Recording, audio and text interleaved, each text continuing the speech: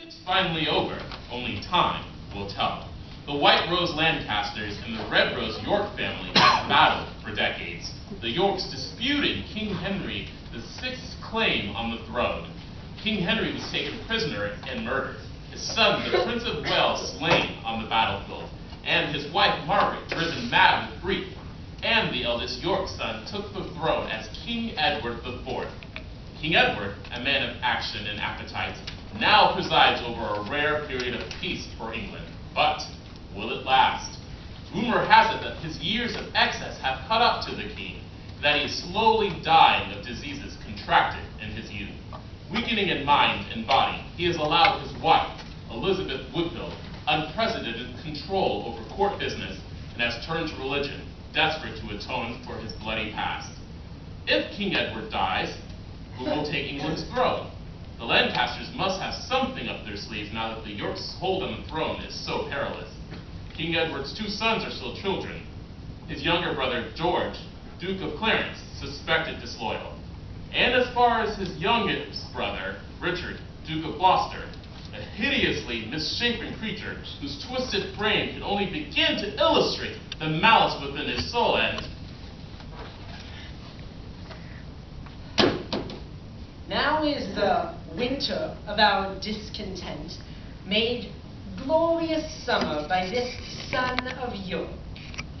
And all the clouds that lowered upon our house in the deep bosom of the ocean buried.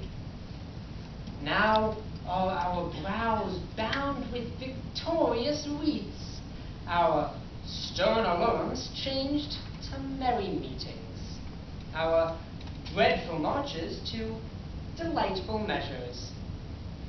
Grim-visaged war hath smoothed his wrinkled front, and now, instead of mounting barbed steeds to fright the souls of fearful adversaries, he capers nimbly in a lady's chamber, to the lascivious pleasing of a lute.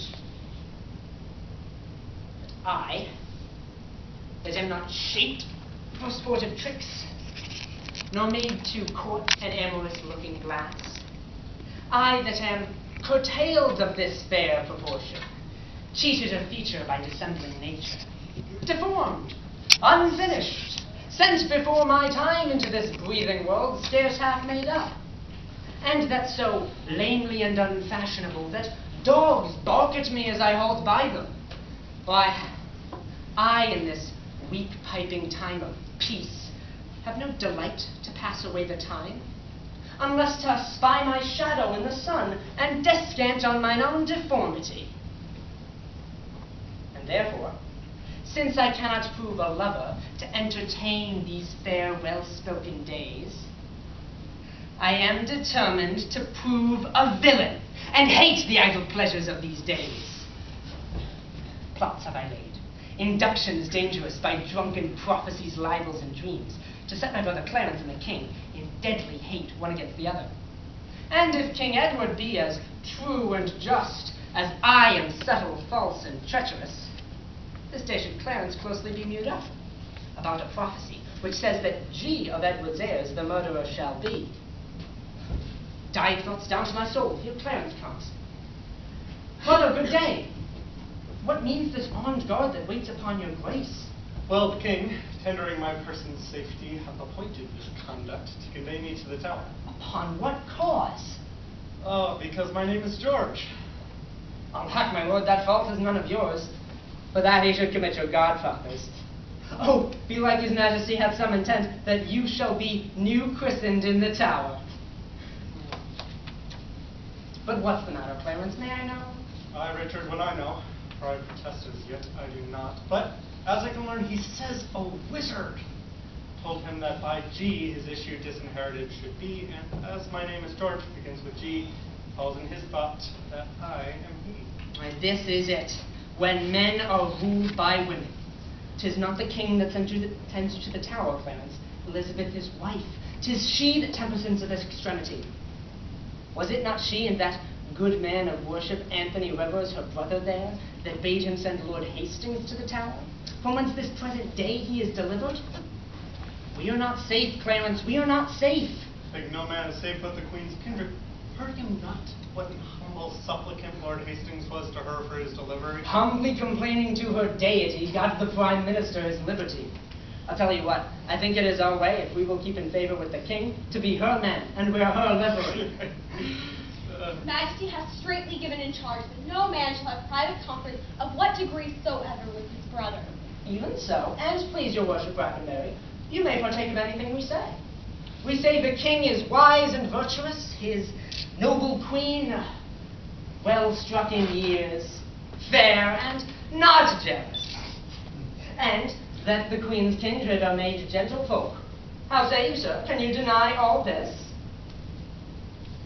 I beseech your grace to pardon me, and withal forbear your conference with his lordship. We know thy charge, Brackenbury. We will obey. We are the queen's abjects and must obey. Brother, farewell. I will run to the king.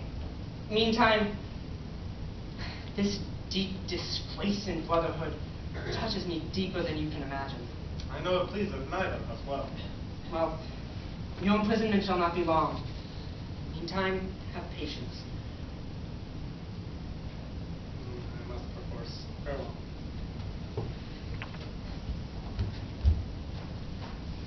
Go. Tread the path that thou shalt ne'er return. Simple, plain Clarence.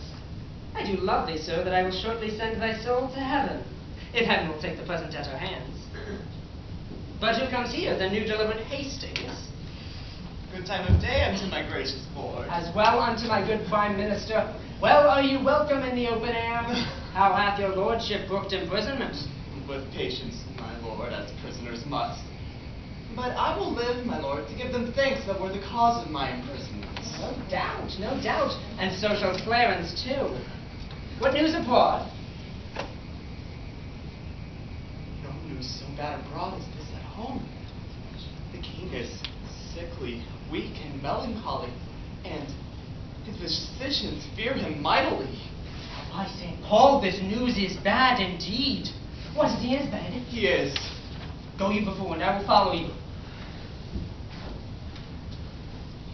He cannot live, I hope, and must not die till George be packed with post-horse up in heaven. I'll in, and urge his hatred more to Clarence, and if I fall not in my deep intent, Clarence hath not another day to live. Which done, God take King Edward to his mercy, and leave the world for me to bustle in. But then, I'll marry Warwick's youngest daughter. What? Though I killed her husband and her father? The readiest way to make the wench amends is to become her husband and her father.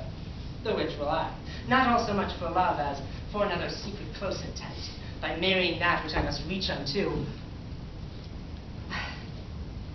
But yet I run before my horse to market. Clarence still breathes.